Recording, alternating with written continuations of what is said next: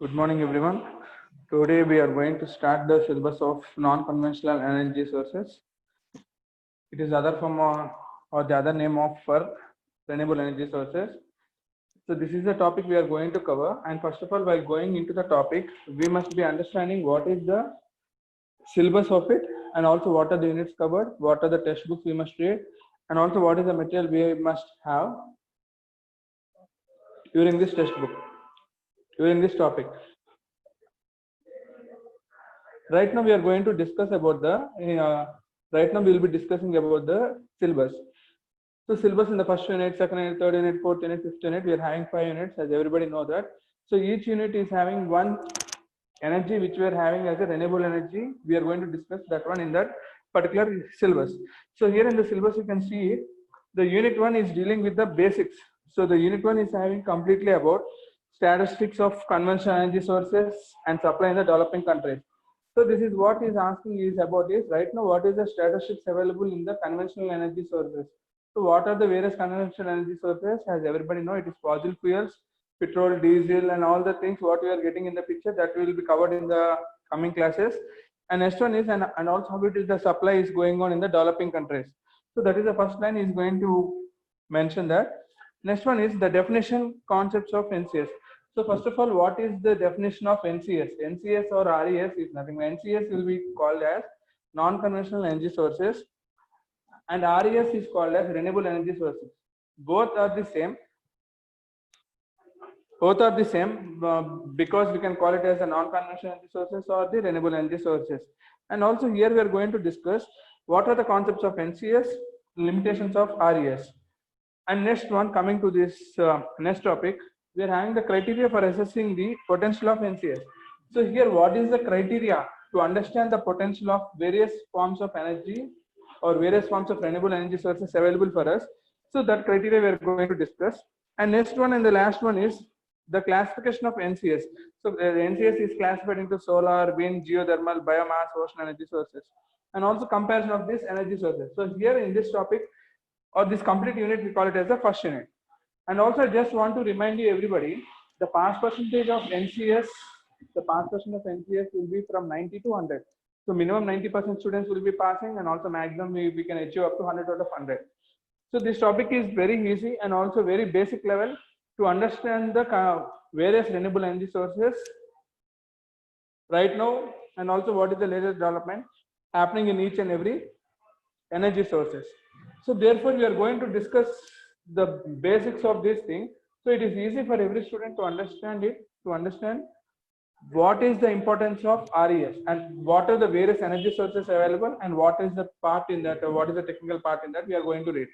So that's the reason we are having the pass percentage of 90 to 100. And also here there won't be any standard state, what we call the like textbooks. So most of the material will be provided by me, and also we must go through the net.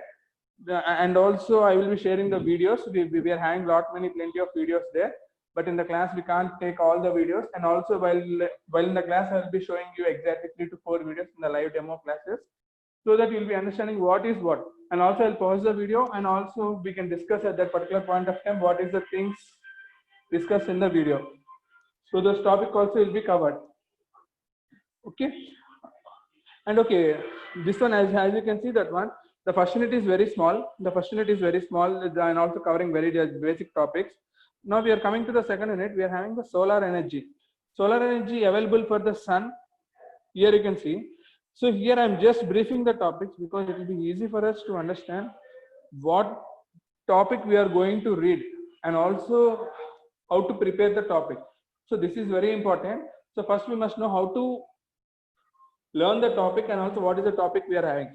So that's the reason I am covering the topics now.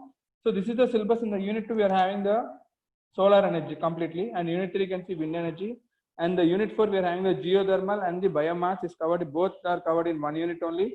And the unit 5 is dealing with the tidal power, OTEC, ocean thermal energy conversion, and the wave energy.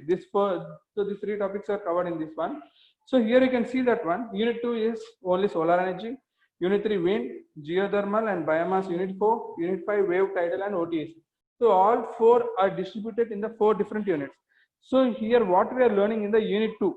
Unit 2 is nothing but what is energy available? So everybody know that solar energy is dealing with the sun. That's the reason energy available from the sun we call it as. And also next, what is the solar radiation data? Solar energy conversion into heat. And next, flat plate and concentric collectors. So this is very important topic. And also I think everybody will be having the basic idea of this one, because these all topics are covered in 10th and also in intermediate, if I'm not wrong. And next one is here, how the flat plate collectors, the mathematical analysis will be there, and also collector efficiency, the formulas will be there. And next we are coming to the topics here, important topics is, what is the principle of natural and forced convection? So this topic is dealing with the heat transfer. Heat transfer topic I will explain you at that particular point of time. If you're understanding the heat transfer, then you can understand what is meant by natural and forced convection. So here, after learning this convention or the heat transfer, next we are going to deal with the various type of solar engines. What are the various types of solar engine, and also PV-TS diagrams of this one. So those two engines what we are having in your syllabus is Stirling and Brayton engines. So for your EC guys, it will be very difficult for you to understand what is this Brayton engine, what is this Stirling engine. But for mechanical guys, it will be easy because we are in that stream only. So here we'll have a turbine, compressor, and all the things, and also we'll show the what we call the like animation video in that, so that it will be easily understanding. The picturized view will be understanding, and TS PV diagram also will be shown in the video, so that each and every point you will be able to understand. Okay, like this it is coming. What is turbine? What is compressor? And also why we are using this, and also what is meant by isentropic.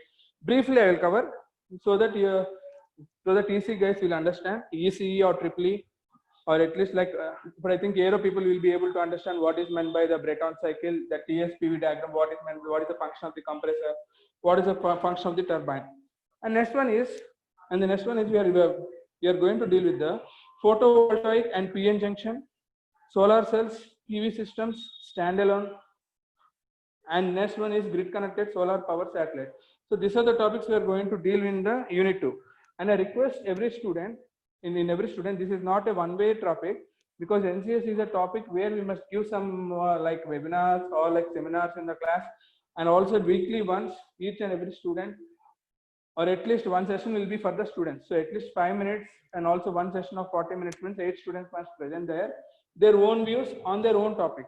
Like the unit 1, right now we are covering unit 1 in this week. So in the coming week, at least we'll have 2 classes like that. The student will give the demo what they understood, and also prepare their own PPT of their own choice. And if they download it from net also, it's okay. But we want the PPT to be shared. And here we can also start up with this is the project based learning. The project based learning means we can do one project on the solar cells. On the solar cells, let it be small or let it be big, but at least let it be of any size. So I'm planning like this. If everybody is going to support me in that one, so we can do one project for unit 2, similarly for unit 3, unit 4, unit 5. So the unit 2, unit 3, unit 4, unit 5, I am telling different things is, the unit 2 is the project must be done in only solar energy, like solar cells or any related to the Brayton cycle or any related to the unit 2. And next the project must be done for the unit 3 only based on the windmill. Based on the windmill, let it be any size, but the power generation must happen, or also let it be any creative project of your choice. And next one is like unit 4. Unit 4 is like geothermal. It is from the earth. It will be difficult like that, or at least you can go for the biomass or any innovative idea you can come up with that. And next one is wave and tidal. So wave and tidal is some we can take some water at home or something, or we can create our own dam at the particular point of time, and also maintain the height, and based on the calculations we can generate some small power so that the phone charging can happen. We can build a dam at home with our items whatever we are having availability, and also glass of water we can take and pour it in the steel container like that, and also we can bridge a dam, and also we can and also we can generate the power like that. I am planning some basic minimum projects, so that if you are able to do the projects, and generate power based on some calculations what we are doing, and also understanding. So I think you are past the exam already, because you are understanding the topic, then only you can implement the logic there. That's the reason I am telling you. So if everybody is supporting me, we will do one project from all sections, EC, ABCD, or EEE, or Aero, AB.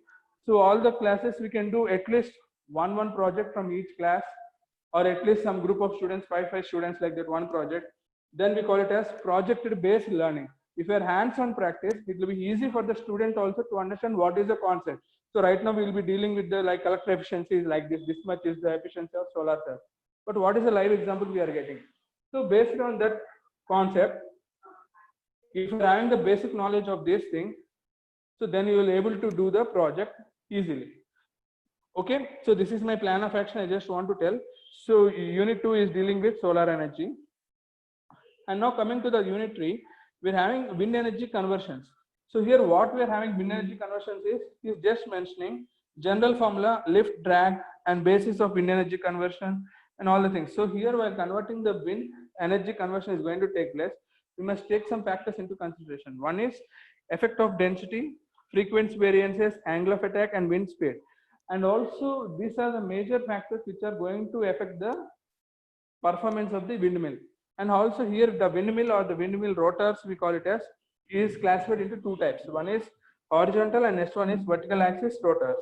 Therefore, based on these two, we will be having some other concept of what is torque coefficient. So what are the units of torque, and also what are the torque coefficients here, and also we are having induction type generators and the working principles. So all these topics we are having YouTube videos, and all the videos will be shared, so that while teaching with videos like visualization as well as the passive lessons, we will be able to understand both the things easily, so that when I'm telling something, you can picturize it and you can visualize in front of you playing it, so that it will be easy for you to understand the topic easily. In my point of view, or if any suggestions from the student side, it is most welcome, so that we can improve the classes. And it doesn't mean I have kept some video, it is the best one. I request